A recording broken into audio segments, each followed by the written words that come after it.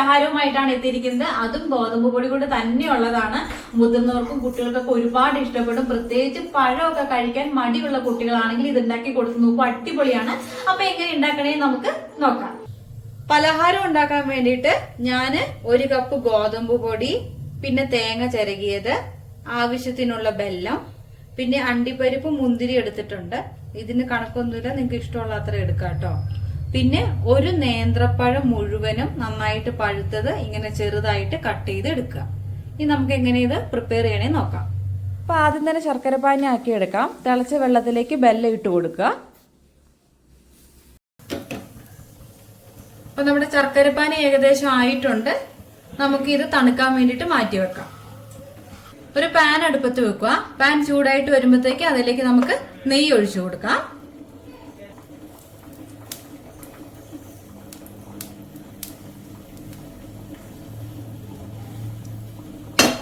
ഇനി ഇതിലേക്ക് നമുക്ക് അണ്ടിപ്പരിപ്പ് മുന്തിരി എടുത്തു വെച്ചത് ഇട്ട് കൊടുക്കാം.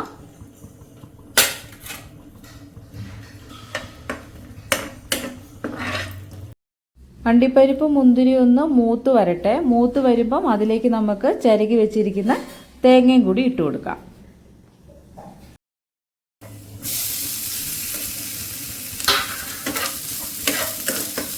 തേങ്ങയുടെ കളറൊന്ന് മാറി വരുന്നോടം വരെ നമുക്ക് ഇങ്ങനെ ഇളക്കി കൊടുത്തോണ്ടിരിക്കാം.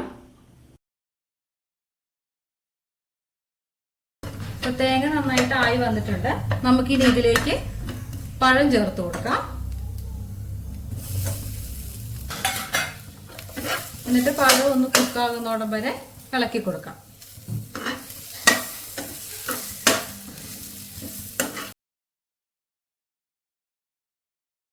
ഇനി നമുക്ക് ഇതിലേക്ക് ഒരു ശകലം പഞ്ചസാരയും കൂടി ചേർത്ത് കൊടുക്കാം.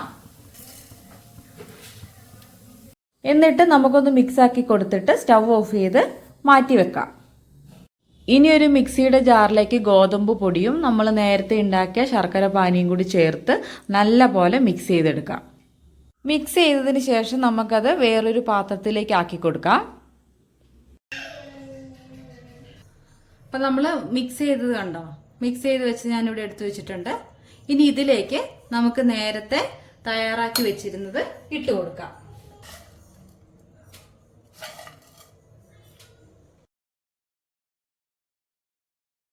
ഇനി ഇതിലേക്ക് ഒരു നുള്ള് ഉപ്പും കുറച്ച് ഏലക്കാപ്പൊടിയും കൂടി ചേർത്തിട്ട് നന്നായിട്ട് മിക്സ് ചെയ്യാം. മിക്സ് ചെയ്തിട്ടുണ്ട്. ഇനി നമുക്കിത് ആവിയിൽ വേവിക്കാൻ വേണ്ടിയിട്ട് വെക്കാം. നമുക്ക് ഇതേപോലെയുള്ളൊരു പാത്രത്തിലേക്ക് ഒഴിച്ചു കൊടുക്കാം. വട്ടത്തിലുള്ള പ്ലേറ്റ് ആണെങ്കിലും മതി. ഇനി അതിൻ്റെ ഉള്ളിൽ വാഴയിലയും കൂടി വെച്ച് കൊടുക്കുകയാണെന്നുണ്ടെങ്കിൽ കുറച്ചും കൂടി നല്ല ടേസ്റ്റ് വരും. അപ്പൊ ഞങ്ങൾക്ക് ബാംഗ്ലൂർ ആയതുകൊണ്ട് ഇവിടെ വാഴയില ഇല്ല, അതുകൊണ്ടാണ്. അപ്പൊ നമുക്ക് ഇതിനകത്തേക്ക് കുറച്ച് നെയ്യ് പരട്ടി കൊടുക്കാം.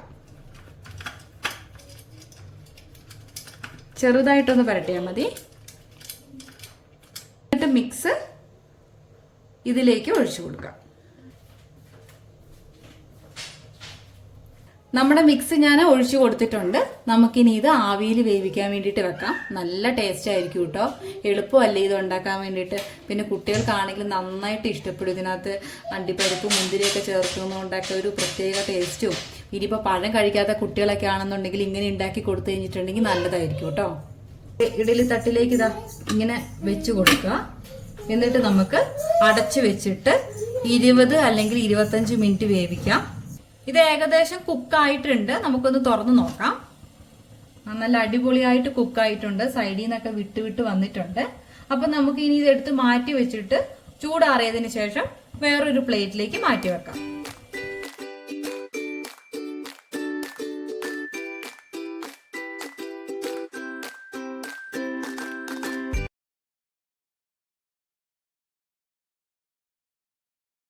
നിങ്ങൾ എല്ലാവരും ഇത് ഉണ്ടാക്കി നോക്കണം.